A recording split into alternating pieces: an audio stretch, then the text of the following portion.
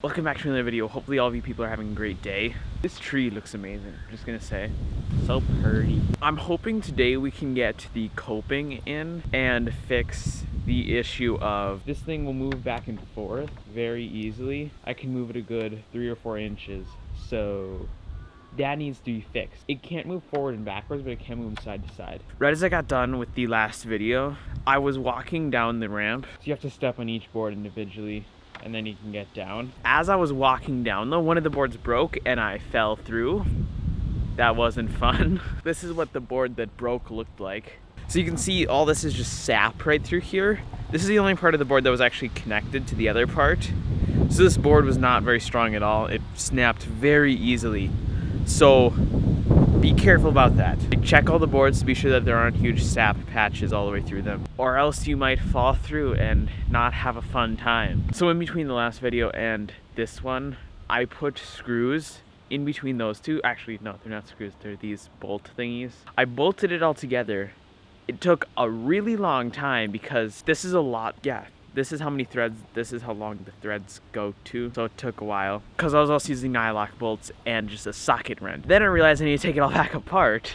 So then I spent another half hour taking it apart. I also drilled the holes for the coping right here. That way it can just rest in the slots all the way through. I think it just looks a lot cleaner if you use a hole saw for it, because then you've got the curve instead of like a square cut out of it. Why must there always be planes? Go away! I think 2 plane routes go right over here. I guess let's get to putting the coping on, I think we can, yeah, I think we have everything to do that. I'm not sure though. First thing I need to do is I need to move this away from that one. Oh yeah, they're still screwed there. This is a little sketchy. That's not on anything. That is on the rail, and that's kind of just hanging off of that brick. Now I should be able to screw the board in that goes right here though. Hopefully I don't need to move these any farther away because it's not easy.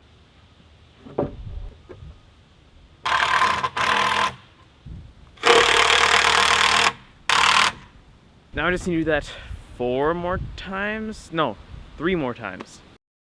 So after like a few more hours of work, I finally have all the boards on those things over there and over there. I also reconnected them with the bolts. 3 bolts in each one right there, one back there that you can see, and also one more up there that you probably cannot see. I decided to use bolts instead of screws because I thought the bolts would seem less. I thought the bolts would work better. I don't know why. It has wasted over an hour of my time just screwing them in and unscrewing them because they're huge bolts. I should have just used screws. So now we can put on the coping, but to do that I need to screw into it so we can put a screw through it, or a bolt, probably a bolt because it's incredibly inefficient. So I need to make 4 holes through like 1/4 inch stainless steel that's curved. I've heard stainless steel is really hard to drill through, so this will be interesting.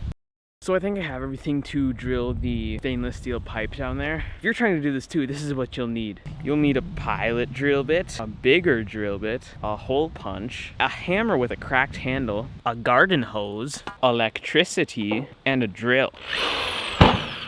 Garden hoses and electricity though don't really mix, so I think I have to now tell you to don't do this so I don't get sued. I'm using the garden hose because when I was looking on the internet a while ago to see how to drill stainless, some sailor on YouTube was saying to use water instead of WD-40 for the drilling fluid. I hope he's right. I also hope I don't electrocute myself.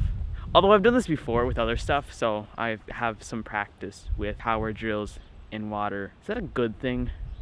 I don't know about that. On a serious note though, if you do actually try and drill stainless steel, you probably don't want to use a garden hose. Just take a cup, fill it with water, and then use that to lubricate it, because having a garden hose full of water spraying at a drill is not the best combination. I've done it before. You have to turn the water down and stuff, and it's a lot of setup. It is possible. You have to do it with glass, but you don't have to with stainless. Also, be sure to keep the connection to the drill, to the power cord or outlet, way above everything else so water cannot drip into it, because that'll also potentially kill you. So be really careful if you're actually gonna do this. So the way that you should do this is just mark out where you're gonna put it. I'm drilling right through the weld line on the coping because I want this to be directly under it, because this is not smooth because it was welded right here. So then you put the hole punch wherever you want the hole, Now you've got a little divot for the drill bit to not slide around in. And I've heard you just drill it.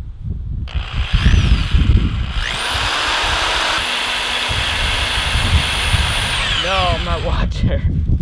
Why? It just tipped over.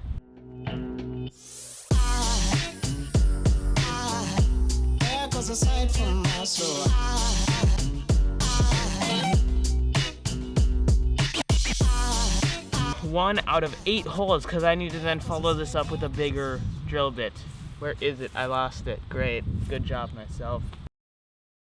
So it is over a week since the last clip because I've been really busy working on other stuff, so I haven't been able to record any. I think the last thing I was doing was I was drilling or cleaning it. I'm not sure. In that week's time though, I got the coping set in place and I got the coping over there screwed in. Yeah, now you can see it. It goes right through there.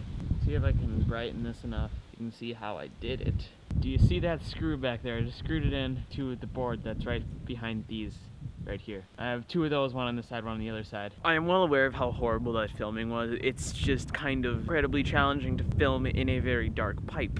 The coping over there is completely screwed in. This one I screwed in the one screw.